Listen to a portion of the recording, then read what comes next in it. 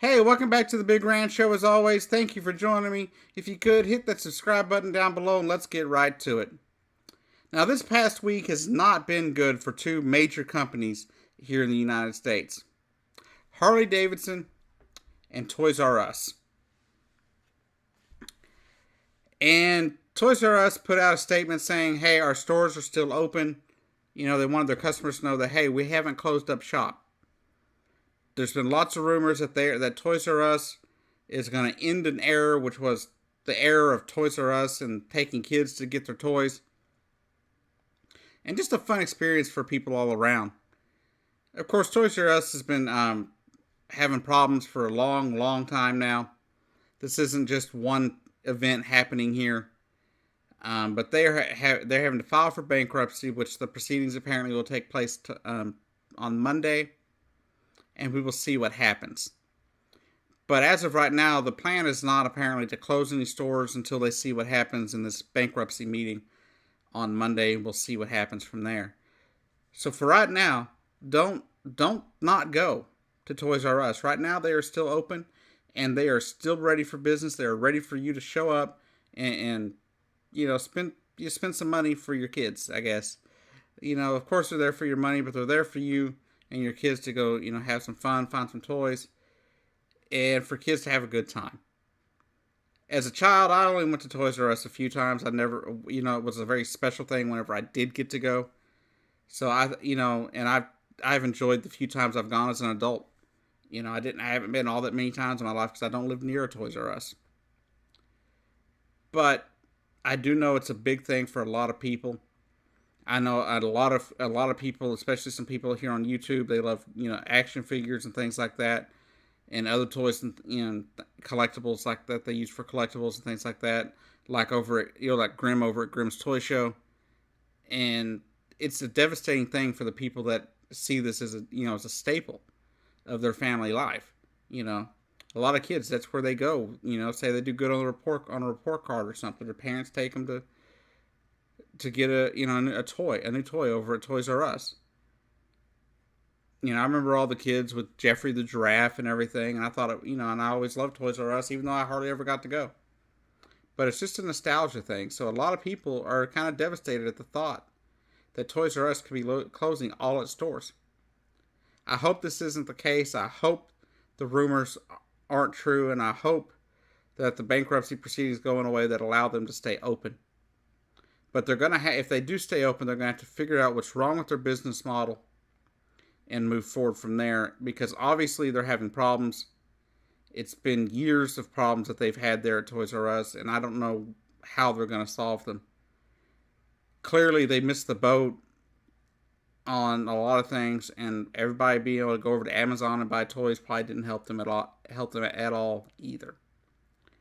And Walmart, of course, got low prices, but nothing beats a Toys R Us. I mean, I've been to when they had, the few times I've been to there, it's wall-to-wall toys. It's, there's no ifs, ands, or buts. You know what you're getting when you go to a Toys R Us. But the problem is with online ordering and Amazon, Google, and all that stuff, it seems Toys R Us kind of missed the boat, because people don't necessarily want to go to brick-and-mortar stores as often anymore. They still do, but just not as often. And so maybe they'll have to scale back some of their stores. We'll see what happens. And that takes me to the other company that's having a bit of a problem, and that is Harley-Davidson. Now, for the last year, Harley-Davidson's taken a lot of knocks because they went and built a plant in the Philippines, in Thailand, back in 2017, and before that they had built a plant over in India trying to skirt tariffs in those countries. And now it appears that Harley-Davidson is going to be hit again. But this time by the Trump administration's tariff on steel. This was apparently going to increase their cost for potentially up to $30 million a year, which would have to be passed on to the consumer, which are already having a hard time buying Harleys in the first place, because Harleys apparently are not the thing that the millennial crowd is wanting to buy. And of course, as older people, they retire from their days of riding bikes and everything, they're not having new people come in to buy new bikes. Therefore, they're taking a huge hit. Last year, they sold they sent out the lowest number of bikes they have sent out in years, pretty much in their history, at least in modern history anyway. So for years they've been doing really well. And last year they took a hit and only sent out 241,000 units, and that was it. This year they're only expected to do somewhere between 232 to 236,000 units. So this is a problem. And the problem is it's going to end up causing them to shut down another plant, whatever plants they have left in the United States. They've already closed their plant in Kansas because of dwindling sales. Just a second.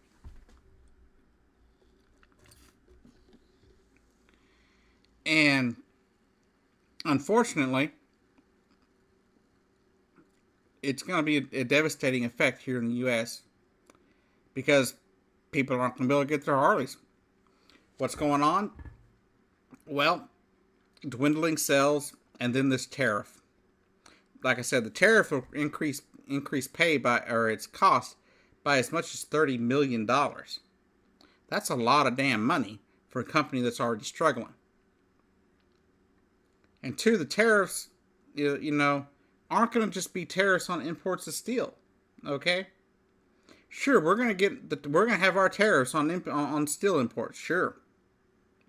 But other countries will put tariffs on Harley-Davidson's motorcycles and other products like whiskey, and other American products that they deem to be reasonable to attack during a trade war. This trade war that Donald Trump is talking about is going to cost us an American icon. From what I've read, out of all the companies that could be have major targets on them in a trade war, Harley-Davidson is the one that will not survive it. Harley-Davidson will not be able to survive a trade war here in the United States. They will have to headquarter elsewhere. They will have to leave the United States. And it'll cost a few American jobs. I don't know how many, but we have Harley-Davidson shops all across the country that if they're having to pay more to ship in Harleys from overseas, they're going to shut down too. And those are jobs all across America. We have one right here in Nacogdoches. Sits out on the loop, a Harley-Davidson shop, and they'll have to switch over. They'll have to do something else, I guess. Because it's going to be hard for shops that are already struggling to make ends meet if they have to spend more money to get the bikes here than they're already paying.